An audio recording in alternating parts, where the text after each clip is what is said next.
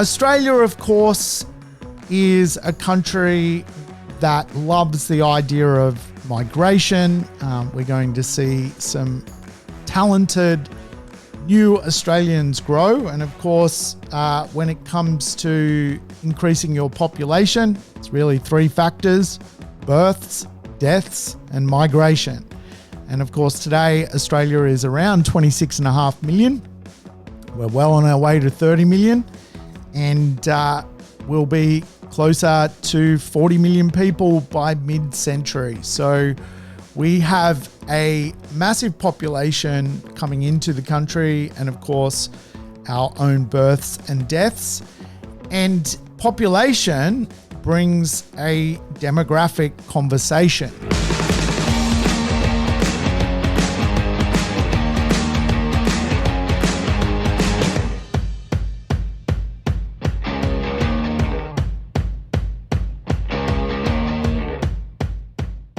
Welcome to the Urban Property Investor. I'm your host, Sam Saggers, here to help you crack the code of real estate wealth. Today's show, a demographic extravaganza. Yes, we're going to dig into one of the momentum drivers of real estate, the idea that people matter, and demographics plays a huge part in property success. We're going to dig into personas inside of the real estate economy, the Paddington effect.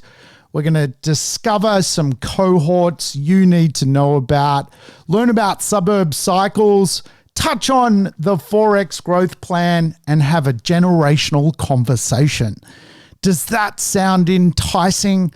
I hope so. And of course, welcome back, my regular listeners. Thank you so much for tuning in.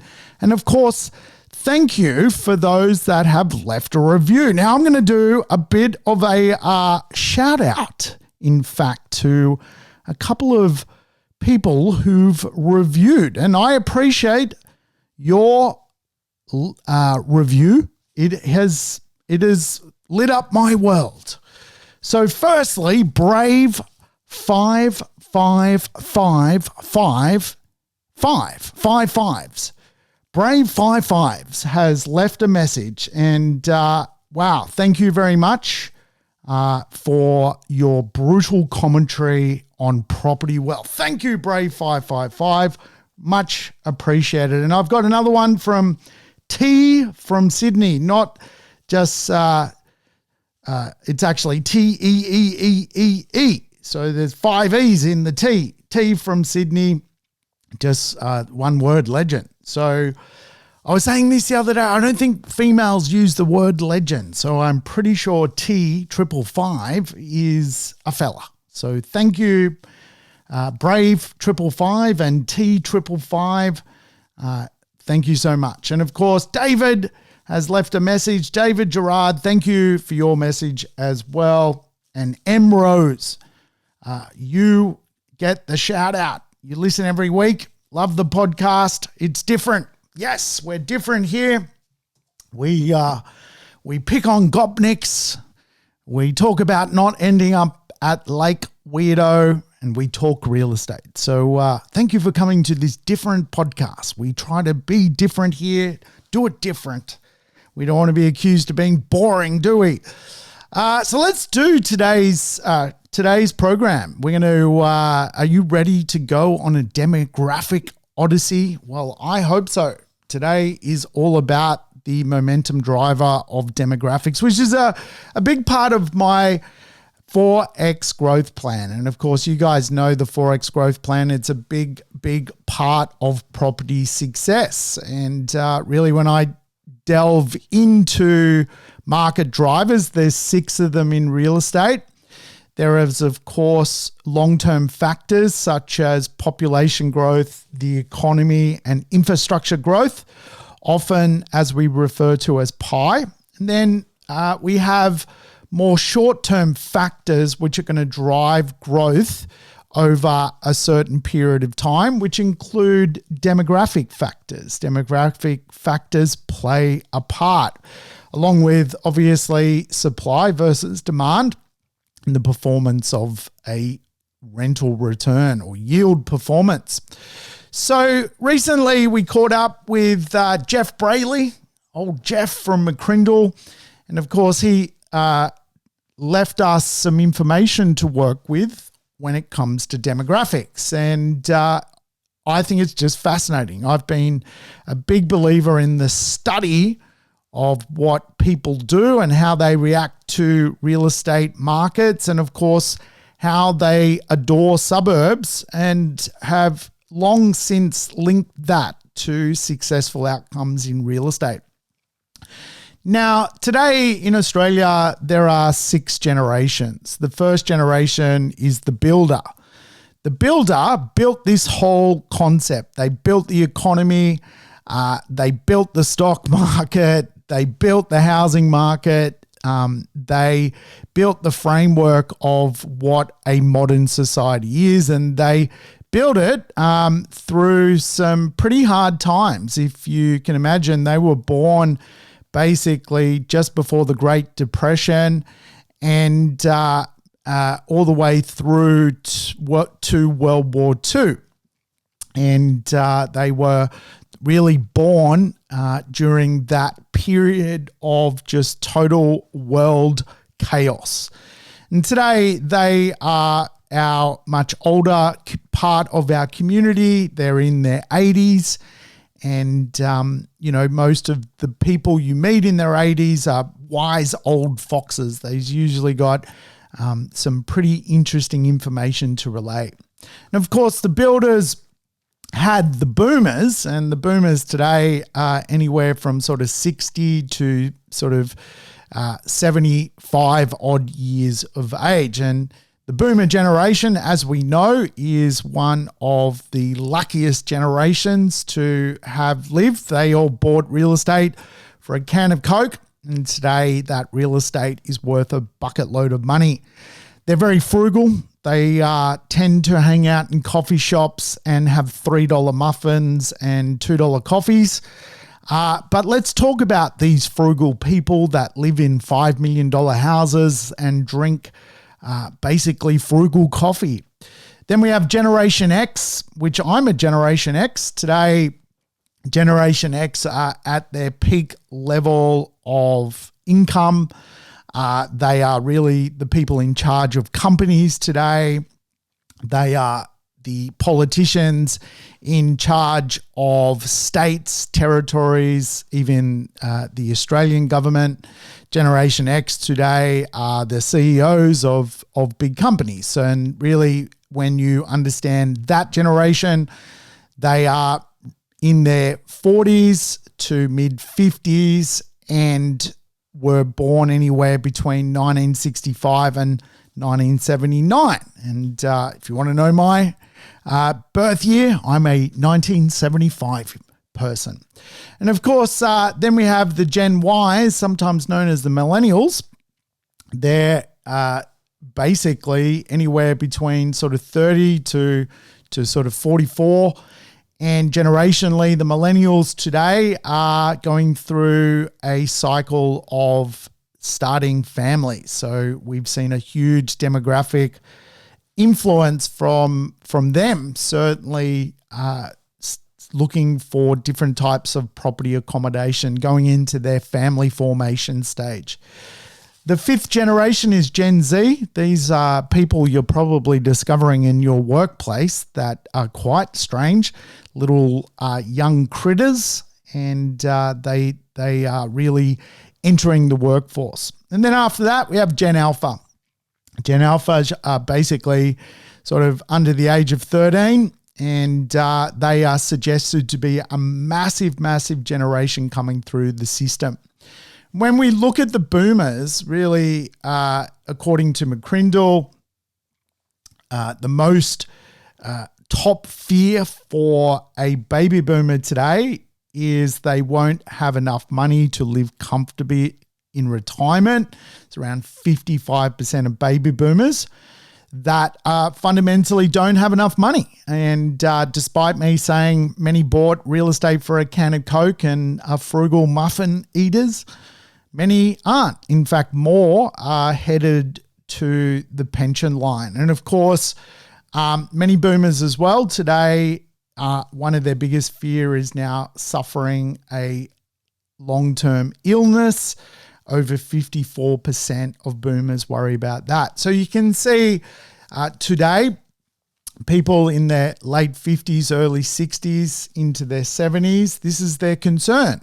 And we can learn from peering over into the generation ahead of us and go, okay, well, if 54% of them don't feel safe, perhaps in our generation, we need to do something about that. We can learn really what is influencing and important to that generation. And of course, when I look at my own generation, according to McCrindle, 67% of my generation, Generation X, people born between 1965 and 1979, 67% are concerned that they will not have enough money to live comfortably.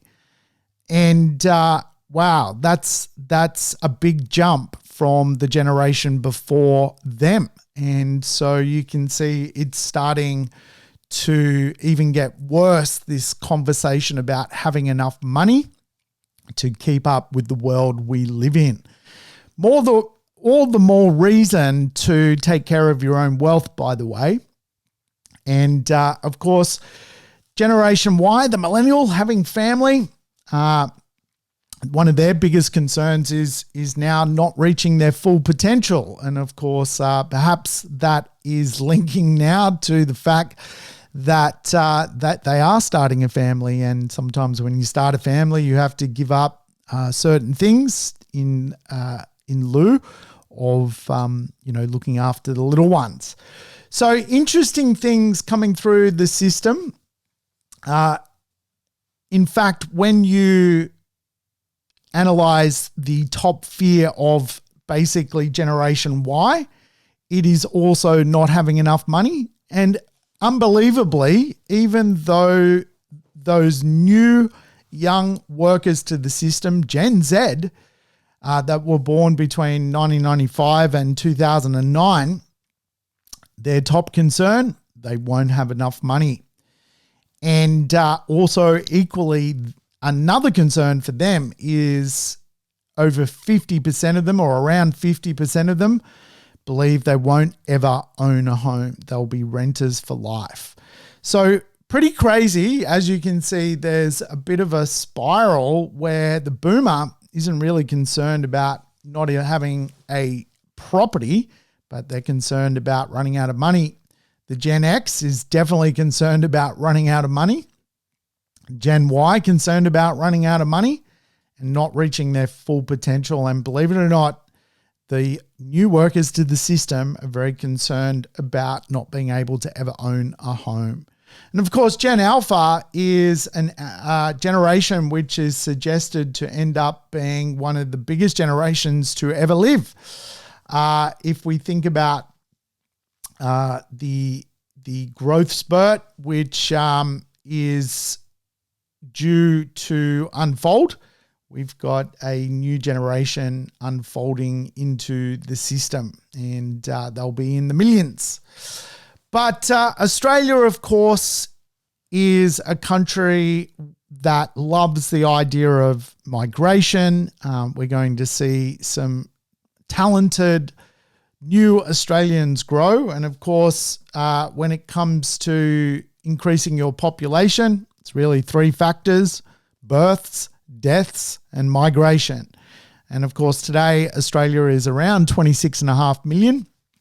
We're well on our way to 30 million, and we'll be closer to 40 million people by mid-century. So we have a massive population coming into the country, and of course, our own births and deaths.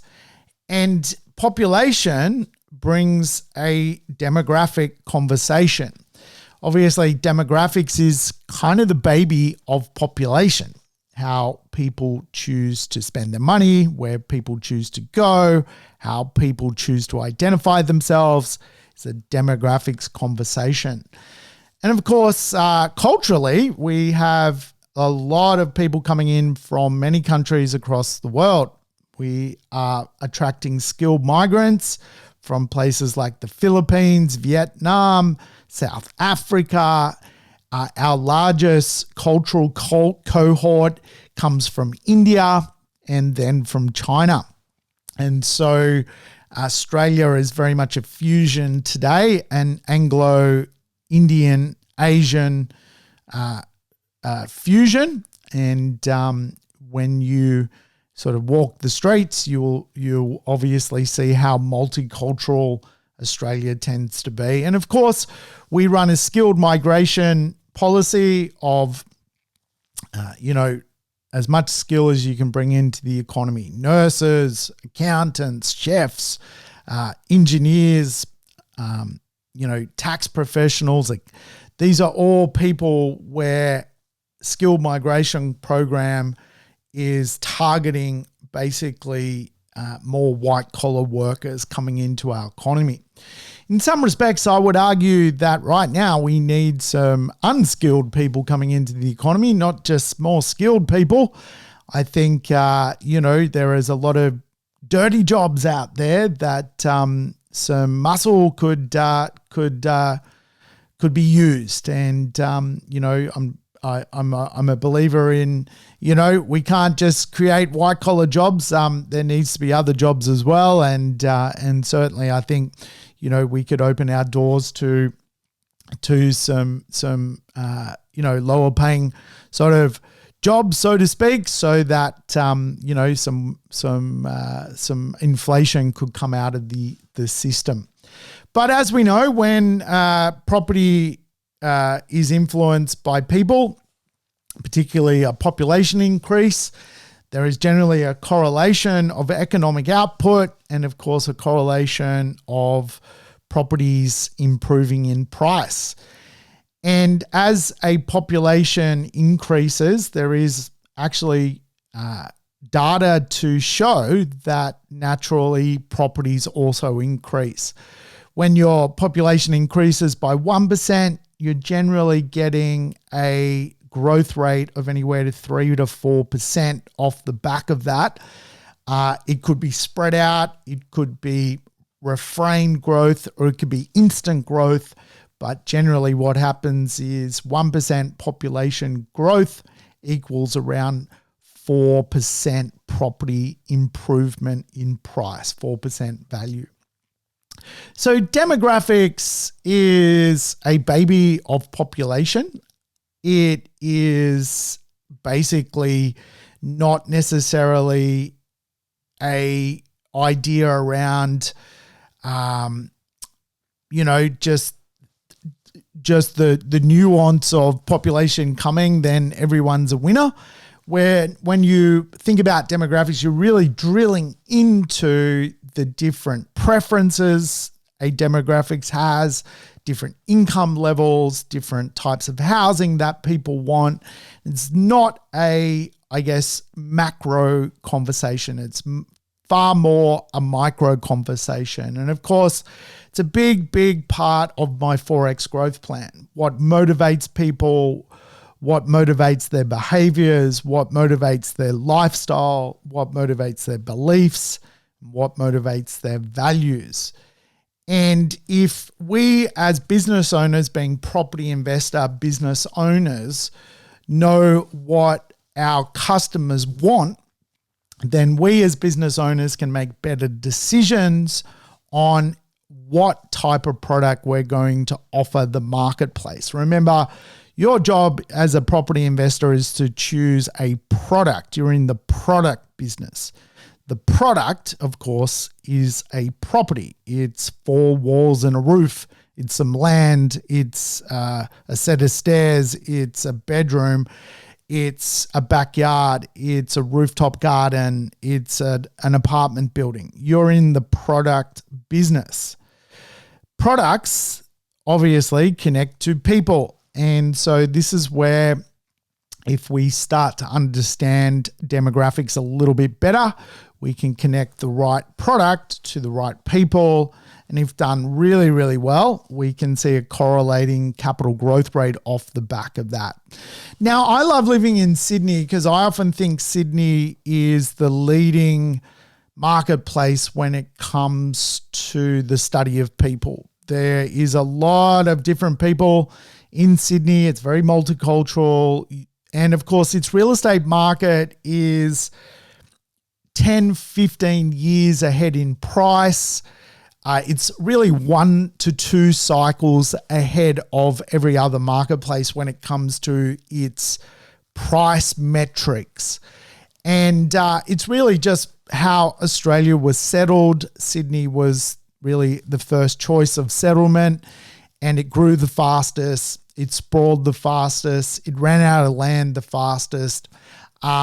It invited different nationalities to its ecosystem the fastest.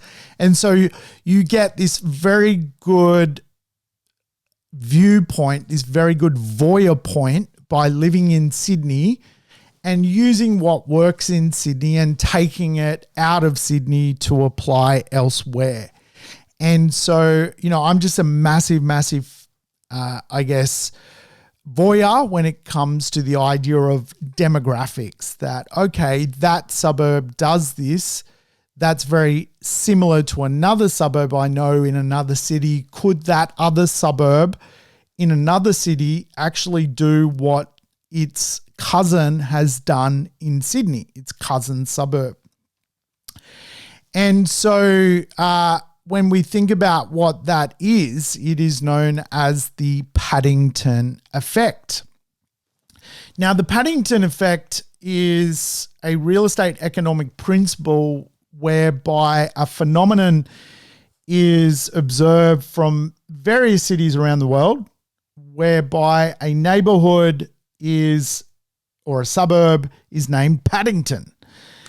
There tends to be an associated set of common characteristics. And so what fundamentally the Paddington effect suggests is that you can learn a location in a more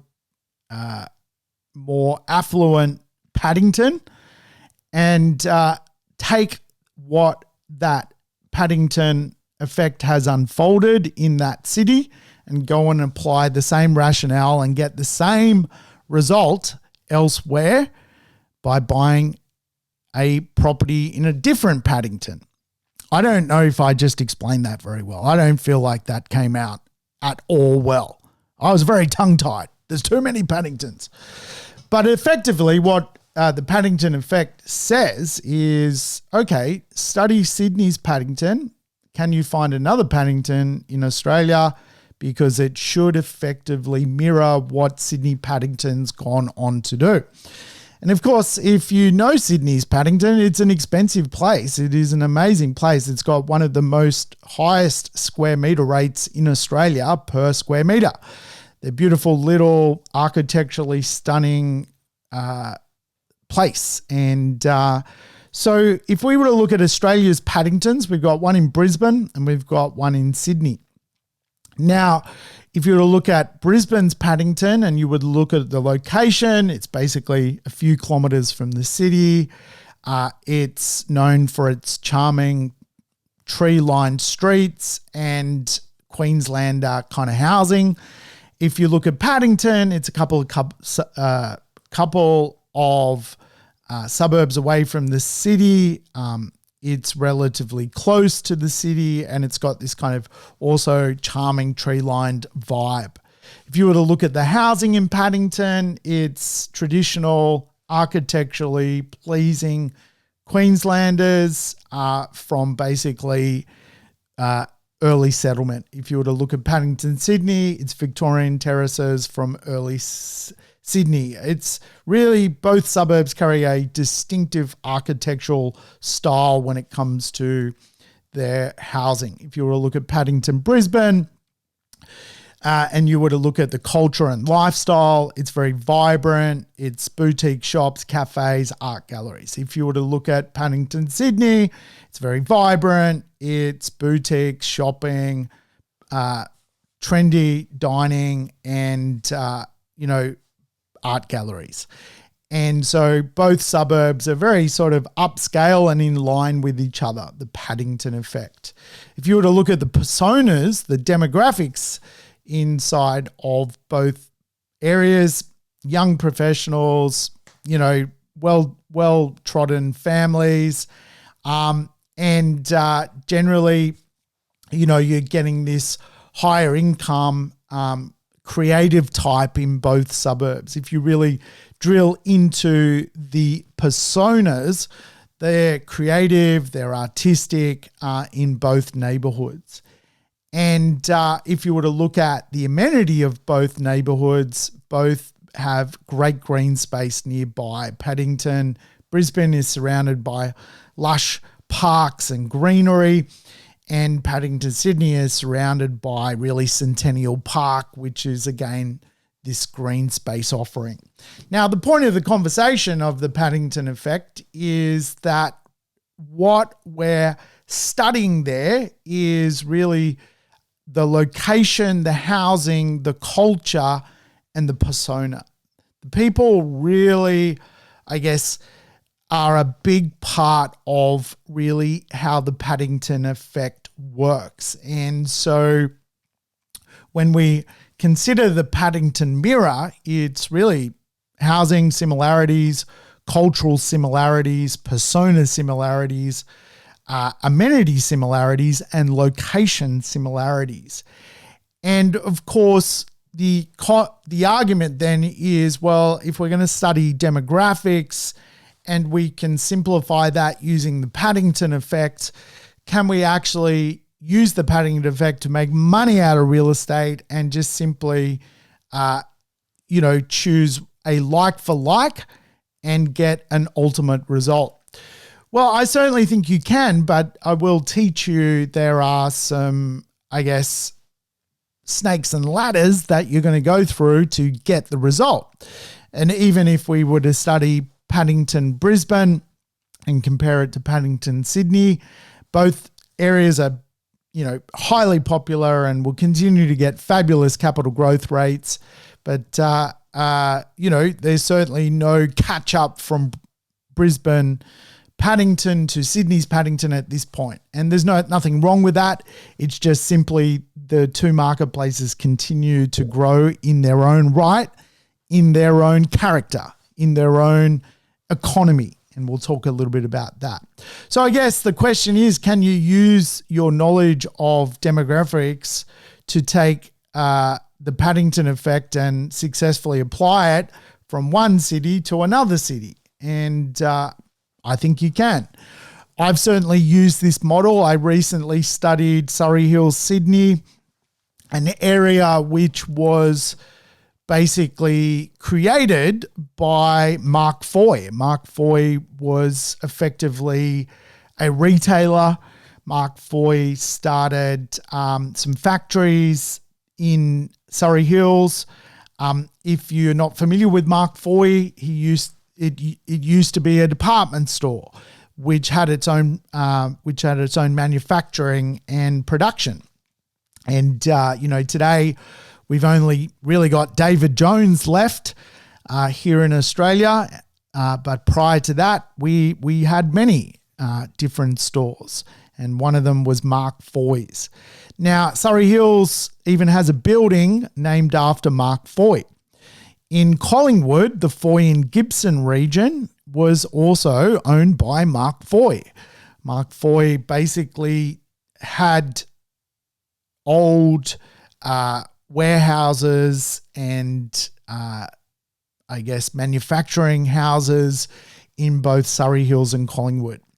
Collingwood is a couple of kilometres to the city of Melbourne. Surrey Hills is a couple of kilometres to the city of Sydney. And when I look at the two side by side, I can see the correlation of the Paddington effect. If I look at the demographics of Surrey Hills, it's really exclusive professionals, wealthy seniors, and really culturally cool livers. And if I look at Collingwood, same concept. You've got exclusive professionals, wealthy kind of seniors, and the culturally cool people inside of society with enough income to live that urbanist lifestyle. And when I look at both suburbs, I can see that both areas are all about renewal and just constantly making their suburbs better. And so I can see a correlation of the Paddington effect. And for me, why I chose to invest in Collingwood was because I would love to own real estate in Surrey Hills. I can't afford to own real estate in Surrey Hills, so I used the Paddington effect to effectively choose a version of Surrey Hills in another area. So you can have two cities, two suburbs, and really one persona. And again, that's really a formula of demographics when it comes to buying real estate, using demographics to buy real estate. And just have a little bit of water, a little bit of dry mouth. But of course, it's not as linear as I'm explaining it. And I just want to give you some, I guess, comprehension around how demographics can work and how the Paddington effect can be disrupted. The first disruptor is going to be timing. The same sort of trends that you get in a suburb can be very different because of timing. For example, when Surrey Hills became very popular, millennials weren't in their family formation stage. Today, they're in their family formation stage. So again, you've got this kind of demographic sliding doors when it comes to timing. Obviously, as well, there are a lot of local factors that differential the two concepts of the Paddington effect. Each city has its own unique conditions, job market, housing supply, regulatory environment, and of course, cultural concepts. So again, you've got to really be concise if you're trying to marry up this logic of the Paddington effect. And of course, every city has external factors, crazy governments. Obviously in Melbourne, there's been, whether you've loved him or despised him, King Dan. And of course, the Mad King is no longer. But, different economic factors will obviously, push and pull any sort of Paddington effect when it comes to this logic. And of course, when it comes to the idea that there are policies and regulations inside of real estate, you can often use this to see results, particularly when it comes to the first homeowner market. And we've seen many, many good results by looking at, for example, new stimulus or policies and regulations coming into the real estate market around tax incentives, stamp duty concessions, building boosts. And you can see, okay, well, that worked in Sydney. That should work elsewhere using this kind of Paddington effect. So in reverse, you can get almost like a positive result from understanding these things. Obviously, if you're going to marry up a property using the Paddington effect, you've got to really marry up cultural and lifestyle preferences. Places can be the same distance from the CBD in different cities, but culturally be worlds apart. And I often see property investors, come up with the theory of, well, that's 10 Ks from the city. In Sydney, 10 Ks from the city, it's $2 million. Well, we need to dig a little bit deeper to justify that statement, to actually quantify that will marry up. And again, the Paddington effect is really about marrying things up using location as one tool, but really housing similarities. Are the houses the same? Is the cultural and lifestyle preference the same? And are the people the same? Which is a very, very important part of this puzzle. And again, like you can go to certain suburbs and completely different market segment. Like you're not marrying up the Paddington effect whatsoever. Different family sizes, different household composition, different generations in those suburbs, different income levels, different migration patterns, different housing preferences. And so the point of the conversation is, if we get good at demographics, we can definitely use the Paddington effect. If we're just making some quick assumptions, we're not necessarily doing the Paddington move. And I see this, as I say, I see it all the time. That's 10Ks from the city. In Sydney, that would be $3 million. So one day it's going to be $3 million. Well, is it? Is it actually lined up like that? Is it actually a like for like? And this is where we use demographics. Demographics alongside some local factors which influence how things work. So when we think about connecting our real estate, which I'm trying to explain through the Paddington effect, to people, it's a very important concept. And there are personas in Australia. There are 7 major personas. They are leading lifestyles. These are high-income families, typically own their own home in inner or middle suburbs. They are leading lifestyles. And when we think about these people, they are all about blue chip stocks, smart money. They're, self-made lifestyles. They're here for living. Status matters to them. Financial freedom matters to them. They are typically worldly. They're quite wise. They are even humanitarians. They are progressive thinkers and savvy self-starters. And really, the leading lifestyler is aiming to be set for life. And so this is one persona inside of our economy. The second persona is the Metrotech, well-educated, high incomes. They can be young singles. They love the inner city. They love professional jobs. They can be all about technology. They can be all about healthy, wealthy, and being wise. They can be uber cool. They love being fit and fabulous. They're social high flyers. They fundamentally want to Instagram their life. They want to be seen. They want to show everyone what they're doing all the time. And really, culturally, they can be even pioneers. And again, when I'm trying to mirror up, if I'm trying to use the Paddington effect to buy real estate, I'm trying to understand, well, who are these people? Are they actually motivated to make money by living in a suburb? If that's the case, I want a piece of that suburb. If they're not motivated people, if their demographic persona is not what I'm looking for, I'm going to steer clear.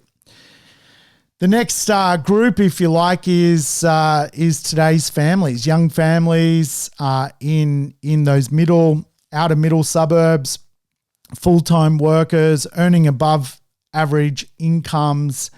And again, they can be very successful immigrants. They can be on their way up from, their second or third or fourth generation or fifth generation Australians, looking good, love their kids, hard workers, making a difference. Again, that's a persona out in the marketplace. The fourth persona, Aussie achievers, young, educated, living in middle to outer suburbs, working full time, pay off their expenses on time, and looking to achieve. They want to buy their home, or they've just bought their first home, and they're doing good. Then you've got obviously the other side of the equation, and I often talk about this as an economic divide, the have and have-nots. Well, then you've kind of got the have-nots, which quite often are characterized by personas of getting by. Young parents or older families with children at home. They're in outer suburbs and they spend their time bargain hunting. They have to be very thrifty because they don't have a lot to go around. So they've got to, look at the prices in the supermarket. They've got to budget to make sure they're keeping up with their costs. And costs are probably something that drags them down. They don't necessarily make enough to pay for their costs. So challenge, and of course, the next cohort is, again, people in their golden years. And this cohort can be basically people who are well-placed and people who are fundamentally battling pensioners. And the final cohort is just those battlers. They are families, young couples, broken families, which are just struggling to keep up with society's costs. And, they can be struggling to pay the rent, basically, which is a real thing. And of course, in real estate, I'm a big believer of teaching the 40-30 rule. 40% of society is fundamentally falling behind. 60% of society is doing or keeping up. And so even when you examine how supermarket economics works, we see this all the time, right? You could go to a persona of leading lifestylers and see how they shop and how supermarkets price food in leading lifestyle locations. They will sell the higher cut of meat in leading lifestyle locations. The Wagyu they can sell for $50. It'll go to those supermarkets, the IGA, the Coles, the Woolworths, will just have completely different, basically, food than if you were to go to the same supermarket brand where, you'll see far more sort of thrifty, basic need kind of offerings in those marketplaces. And even sometimes you'll see the leading lifestylers get totally ripped off compared to what a getting by supermarket will price things at. The two-tiered pricing structure based around personas of demographics. Now, I can learn a lot from that because, again, if we're a business, we're in the business of having a product, we want to sell that product to people. We're simply a property owner. The property is the product. The people is both the tenant and, of course, the resale market. Then we can learn if we're in a basic needs marketplace, if we're going to get someone coming along to pay more for that property down the track, double the price of what we've paid for the property, that might be a problem if that area is not gentrified by perhaps a new cohort coming into that marketplace. So we could, in fact, buy in a demographic society where everyone's getting by, but all of a sudden young families, aspirational young families, metro techs and leading lifestyles love the suburb and come and gentrify it. We're going to need their money for the real estate to double in value. We're going to need them to come into the neighborhood and pay more for real estate because they've got that disposable income. And again, this is the science of it all. Some suburbs will gentrify, and some of the reasons they will is they're just in great locations. They're really culturally amazing. They've got all the box ticked when it comes to amenity. improved personas, culture and lifestyle, good housing options, and location. They're really some of the principles that drive gentrification. So again, personas are basically the idea of drilling into Gen Y, Gen X, baby boomer. Who are these people? What do they buy? How do they shop? What do they spend their time doing? And again, we can learn a lot from the idea that, okay, there is this concept called the Paddington effect. If we drill into, is this really the Paddington effect? We can get a result. Brisbane's Paddington performs very nicely, as does Sydney's Paddington. If we can drill into the same stuff, it is possible to go, there are two cities, two suburbs, but one persona that is connected. And we can use the alpha city like Sydney to get the result later in a secondary city such as Brisbane. So personas almost create,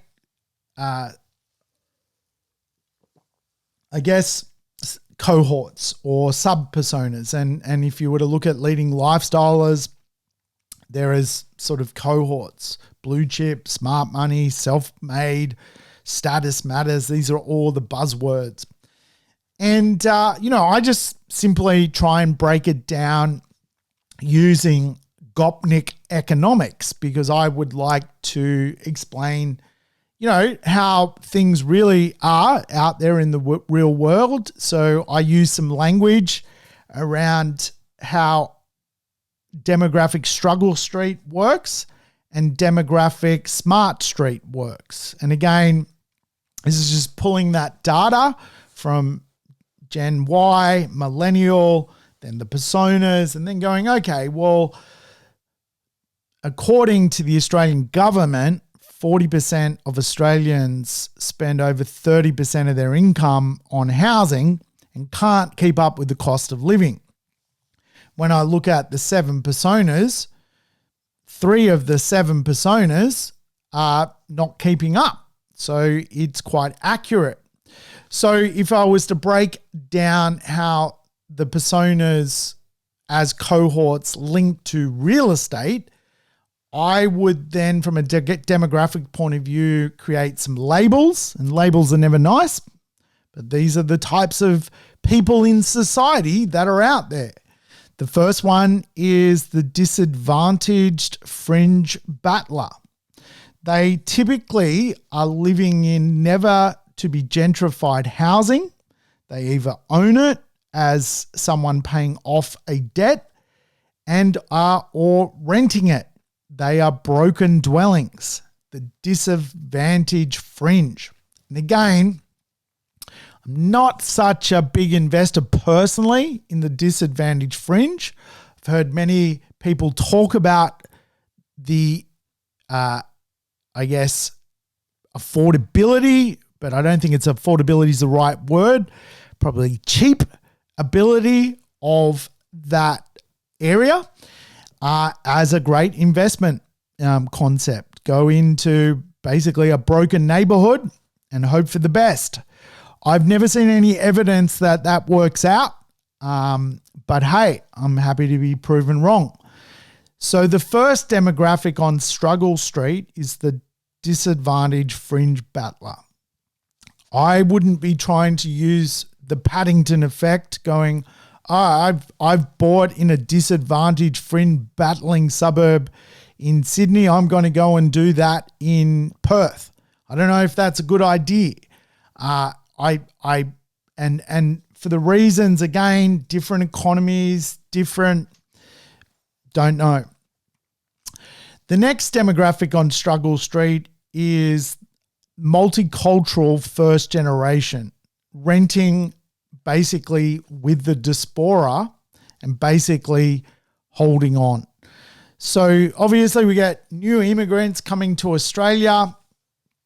They tend to instantly go where their culture is, the diaspora. What did I say before? Diaspora is, and they rent and they hold on. and they go to thousands of job interviews and they struggle to get their full income or their worth or their value because they don't really have a proven history of integration at this point in society. And again, like this is where you'll often see, and I'm not sort of trying to judge here, I'm just explaining it, a first generation person, they might be an engineer and they're driving an Uber and they're basically renting, holding on. Starting out on Struggle Street.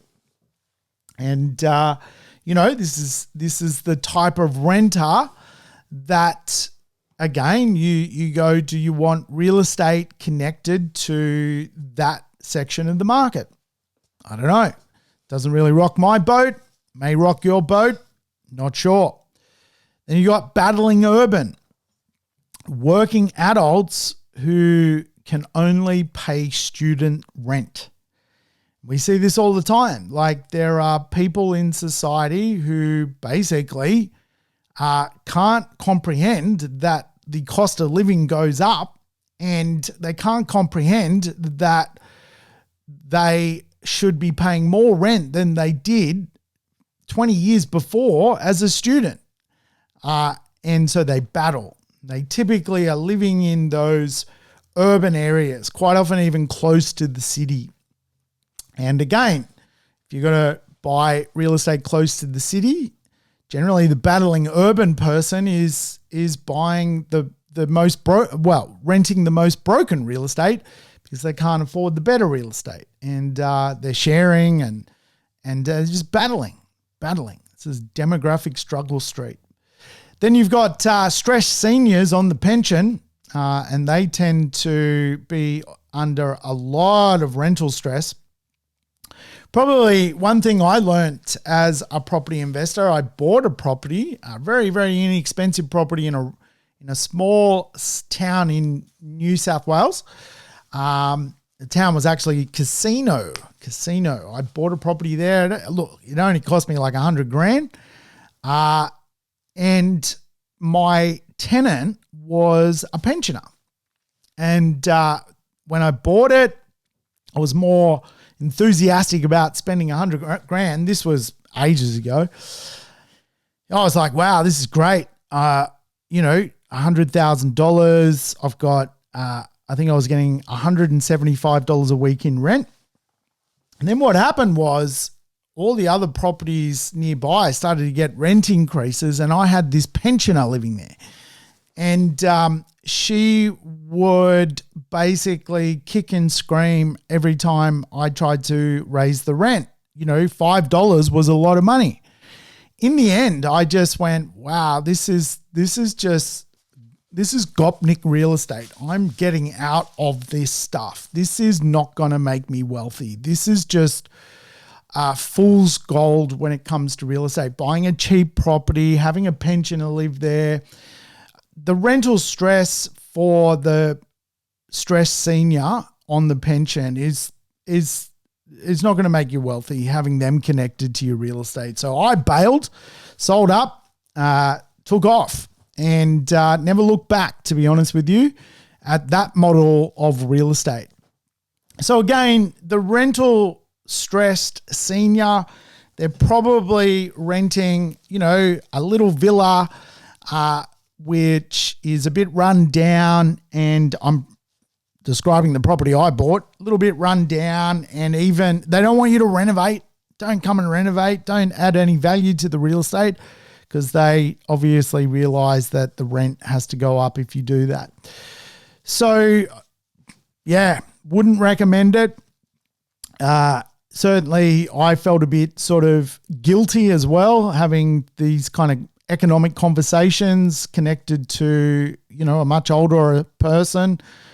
I've always sort of grown up, respect your elders, and, I kind of felt the whole system was, not aligned with that value. So I just bolted. But I wouldn't recommend it. Demographic struggle streak. There's a lot of people out there that, even if we were to look at the Generation X, 67% of Generation X, which is now getting older, probably 5-10 years away from even reaching the pension now for some of the older X's. You got to question yourself. Are these the people you want as long-term tenants? They're going to end up in stress. And the final sort of demographic struggle street is what I refer to using Gopnik economics. And I apologize if this offends everyone, but, it's just a way of explaining it. The overeducated, financial illiterate, they tend to overextend themselves on everything. They've got great jobs. They don't know how to financially basically look after themselves despite earning hundreds of thousands of dollars a year. And they go into this sort of barely holding on vibe by living beyond their means. Even though they've got great jobs, they don't ever surrender to basically maybe they need to, go back to just go forward a little bit more and they'll be perfectly fine.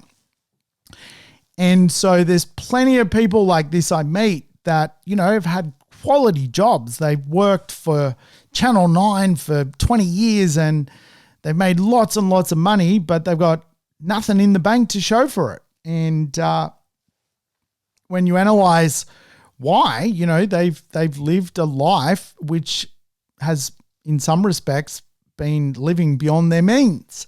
And again, you'll see these people out in demographic struggle street. So then if we were to examine cohorts perhaps that are influencing success on the Australian real estate market, you've got demographic smart street. And when I analyze demographic smart street, for a start, you can start with young, having a go, starting families that are growing. Growth is the key word. And when I look at some of the successes in real estate, it is happening in these first community building areas.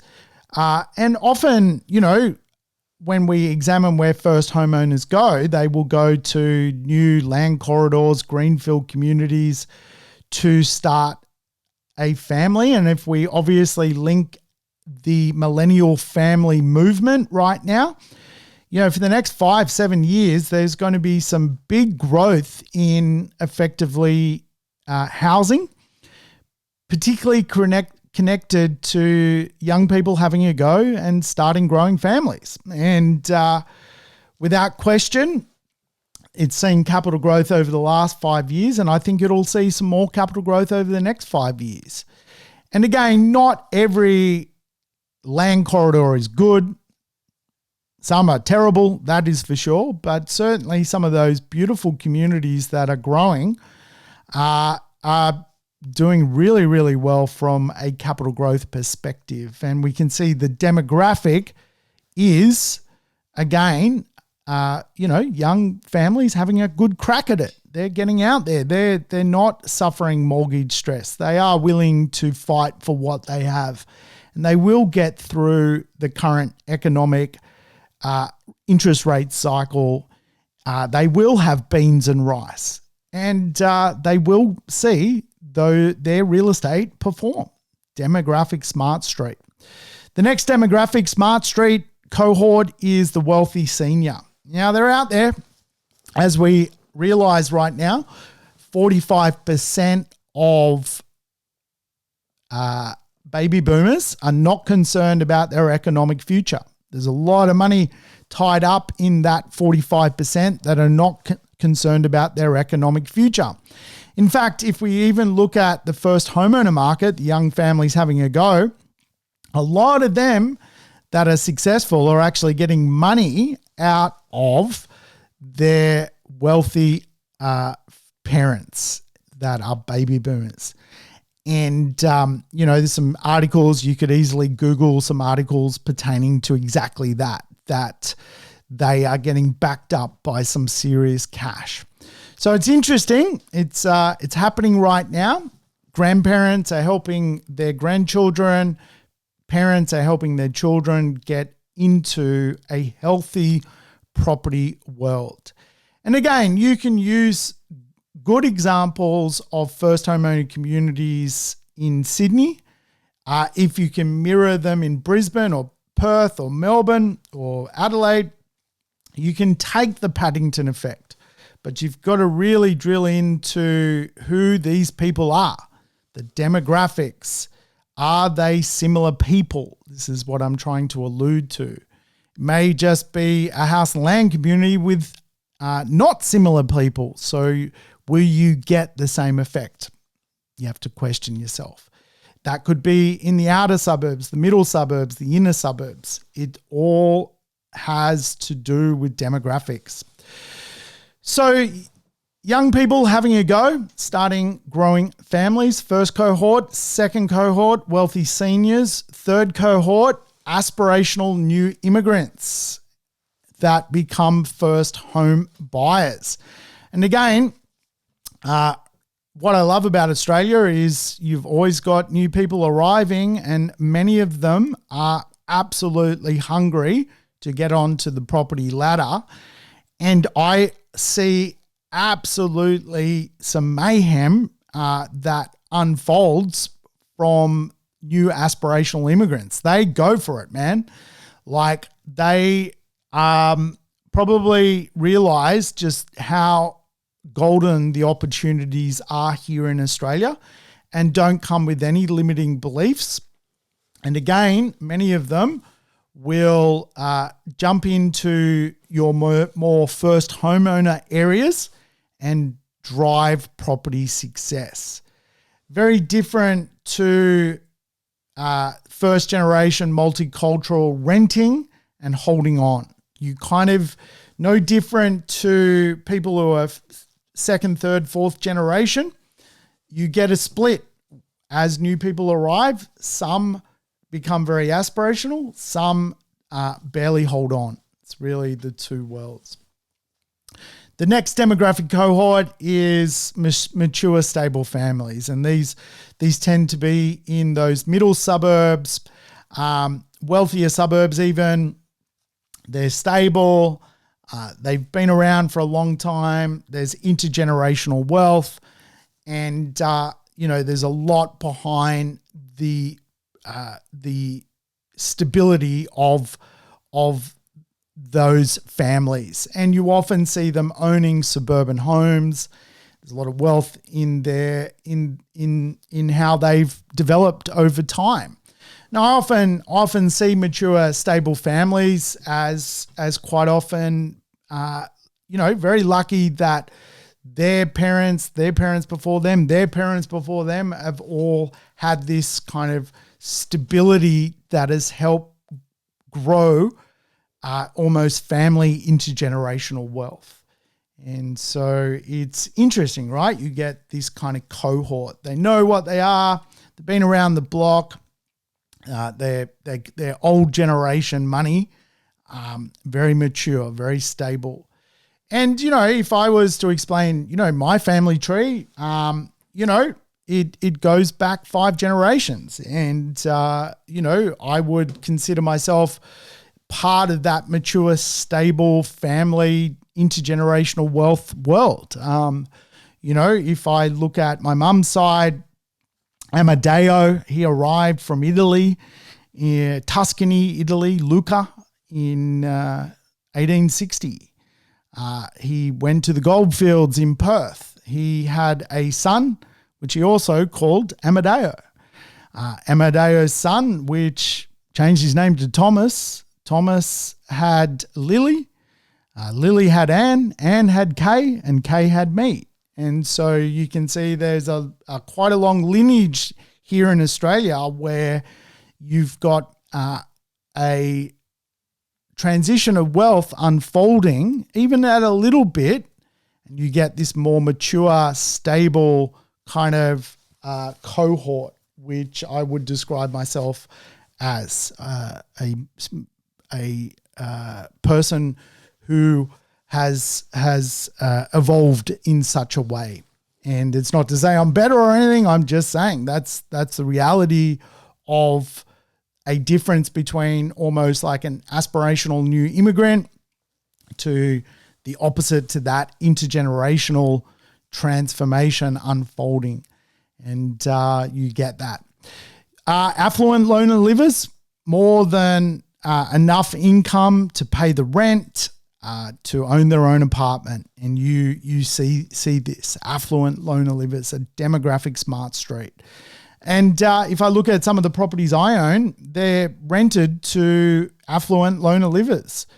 People on hundreds of thousands of dollars that just want to live by themselves, and the pleasure they get from not sharing, from renting, they're very, very capable. They're even capable of buying, but they're choosing to live a better lifestyle. They are owners of real estate.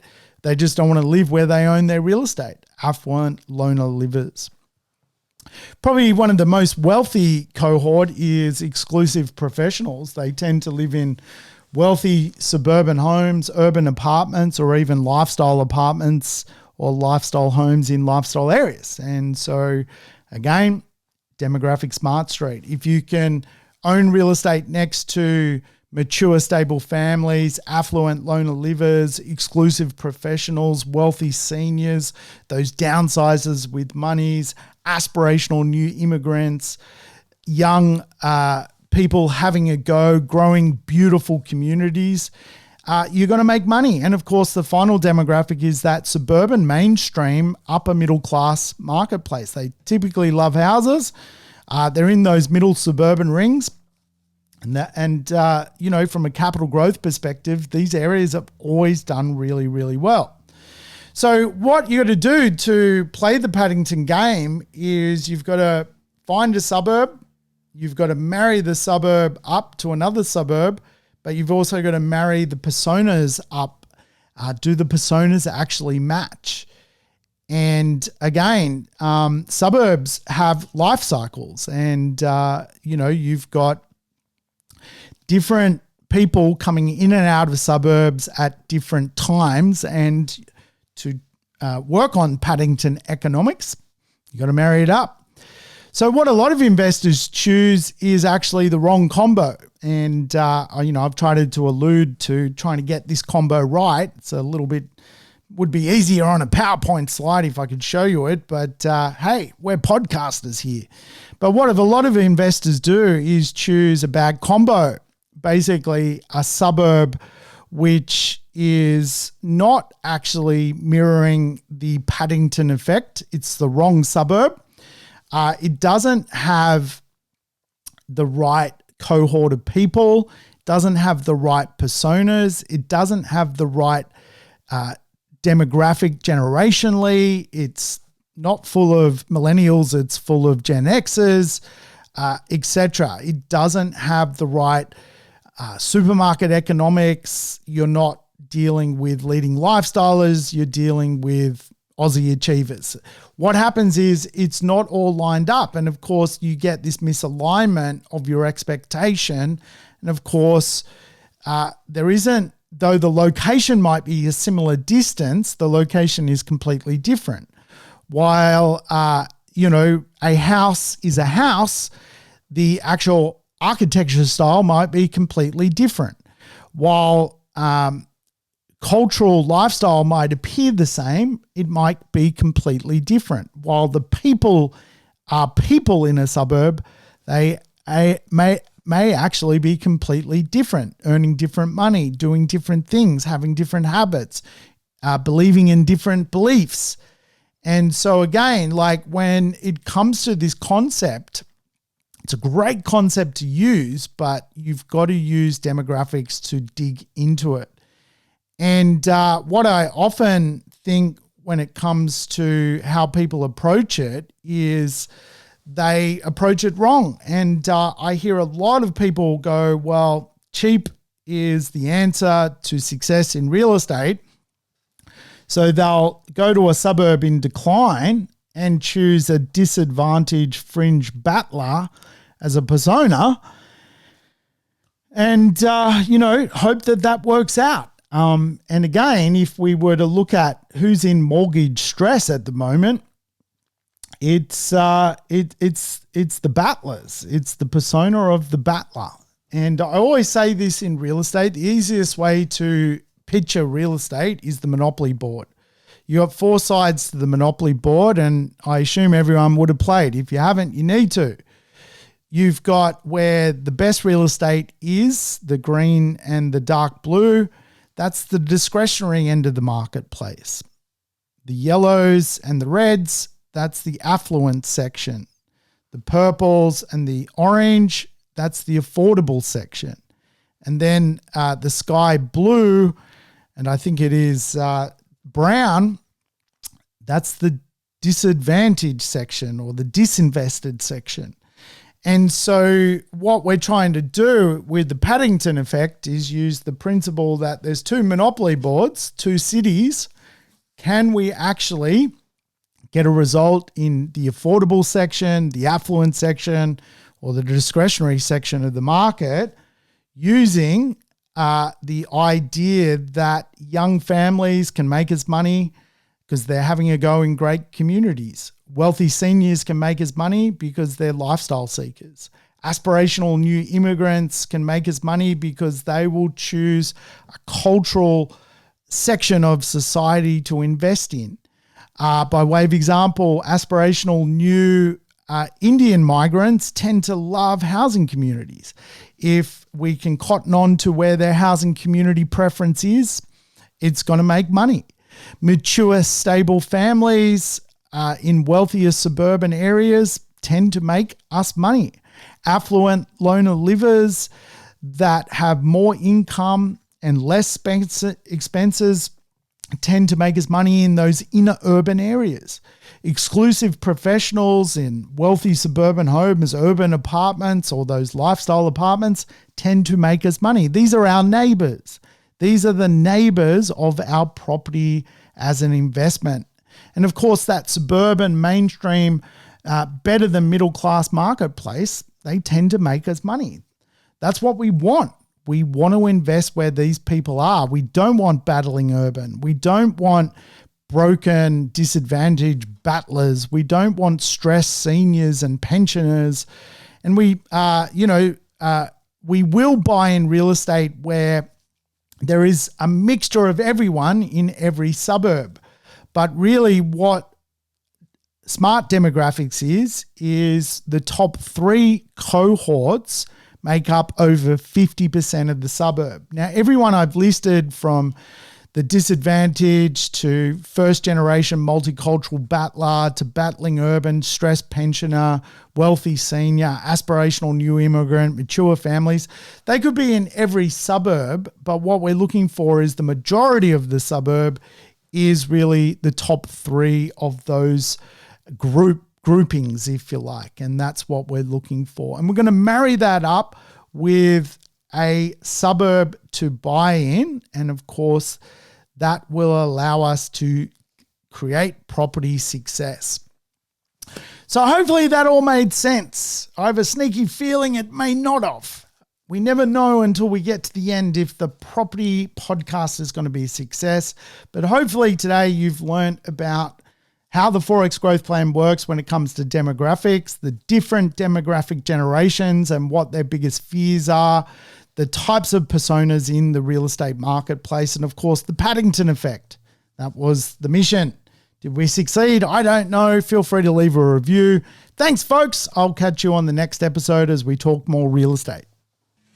Thanks for tuning in to the Urban Property Investor. To never miss an episode, make sure you subscribe to the podcast on your favorite app or on YouTube. And I would love it if you could give the show a rating and share it with your friends and family. In between episodes, you can always keep in touch with me by connecting on social media over Facebook, Instagram, or LinkedIn.